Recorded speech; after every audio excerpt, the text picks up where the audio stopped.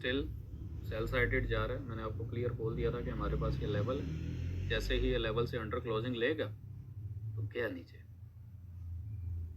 तो जितना भी पॉइंट था वो तमाम पॉइंट, एक रिस्की ट्रेड भी ली, बाकी शॉर्ट ट्रेड के साथ एक अच्छे मोमेंटम प्रॉफिट के साथ एग्जिट किया।